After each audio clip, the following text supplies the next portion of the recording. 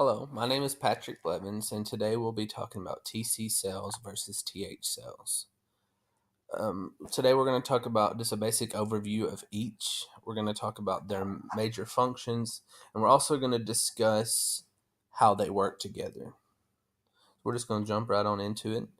TC cells, or CTLs, or cytotoxic T lymphocytes, are defined as an effector T cell, usually CD8, that can mediate the lysis of target cells bearing antigenic peptides complex with a class 1 MHC molecule. They're considered a part of the cellular arm of immunity, and they are an effective defense strategy. They can detect changes in host cells after it has become infected. These T cells, or cytotoxic T lymphocytes, its job is to kill or target infected cells. The reason they're called lymphocytes is because they began their development in the bone marrow. Some of their targets might include virus infected cells, like HIV, cells infected with intercellular bacterial or protozoal parasites. It could even be allografts, such as transplants like kidneys, lungs, or the heart, other type of organs, where the body's seeing the organs as antigens, and they're sending the TC cells to attack it, and can actually lead to rejection of the organ.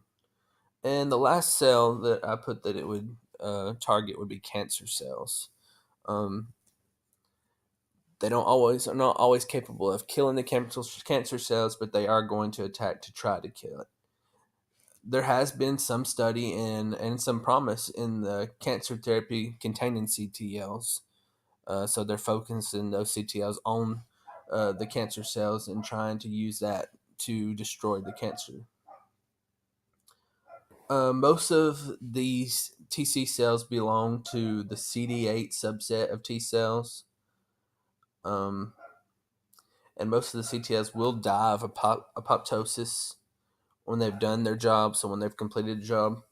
But some, uh, especially the ones that use the or have the help of the helper T cells, will become memory cells. Now, a memory cell is one that's long lived, and it responds to the antigen if it should repair again. So, if that bacteria that's already been in the body comes back, these cells are already smarter. They know what to do. They're more effective, and they can destroy the bacteria at a lot quicker rate than they did before. So this is going to bring us into the C cells functions. So CTL's main job is to target and kill the infected cells. There are two different ways a CTL can destroy an infected cell. The first is by penetrant or granzyme killing, and the latter is fast L or fast killing.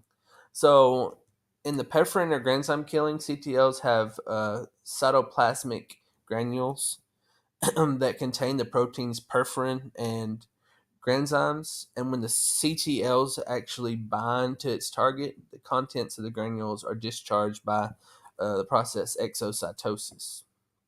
A dozen or more of the perforin molecules will insert themselves into the plasma membrane of the target cell, forming a pore or a hole that enables granzymes to enter that cell. Now, there's two abundant granzymes, and they go have a different process about going to kill the cell. The first is granzyme A. Once it's inside the cell, it enters the mitochondria and cleaves to a subunit of the NADH dehydrogenase of the electron transport chain, uh, producing reactive oxygen species that kills the cell. And then the granzyme B, once it is inside the cell, it'll proceed to cleave to the precursors of the capaces, thus activating them to cause the cell to self-destruct by apoptosis. So that's the first way that the cell goes about killing infected cells. The second way is the fast L or fast killing. On the surface of all cells, there's a receptor known as the fast receptor, and CTLs express on their surface molecules of transmembrane proteins. which is the death activator designated by Fas ligand or FASL. Most potential CTLs target, express a receptor for FASL designated Fas. When cytotoxic T cells recognize or bind their target, they produce more FASL at their surface. This binds with the Fas on the surface of the target cell, leading to its death by apoptosis. The next type of cell we're going to talk about is the Th cell. The Th cell are also referred to as helper cells. They're defined as T cells that are stimulated by antigen to provide signals that promote immune responses. These cells are called helper cells because they guide the behavior of the other immune cells, including B cells, and therefore are pivotal for selecting the pathway taken by the immune response. Helper T cells are arguably like the most important cells in the adaptive immunity because they are required for almost all adaptive immune responses.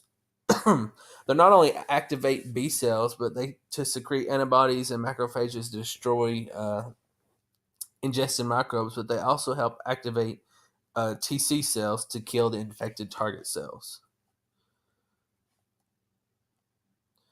Some of its functions is to help regulate both humoral and cellular immunity. It stimulates the production of antibodies and it sends chemical signals from helper T cells to stimulate the production of B cells specific to an infecting pathogen and then stimulate the B cells to differentiate in the plasma cells. Then we're getting into how the T cell and the helper cells work together. T helper cells send signals that stimulate the TC cells. Helper T cells are called the alarm of the immune system. The TC cells come in and target the infected cell and they destroy it. Now, helper T cells are critical to coordinating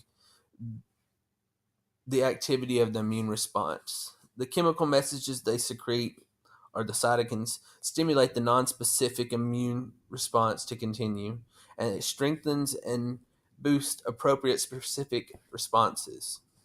Helper T cells have sometimes been called the conductors of the immune systems because they coordinate all the activities like the conductor would of a symphony.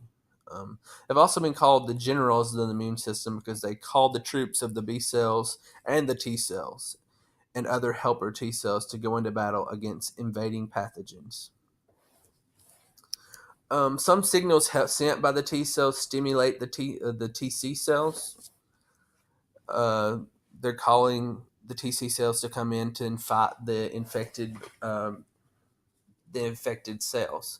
So they're all working together to help the immune system to fight off the infected or the infected cells or the bacteria that has been brought into the body. I have listed my references on here of the different websites I use, as well as the reference for my book, our book we have in our class. And I do give you permission to use this video in your future classes if you would like, Dr. Blair. Thank you so much.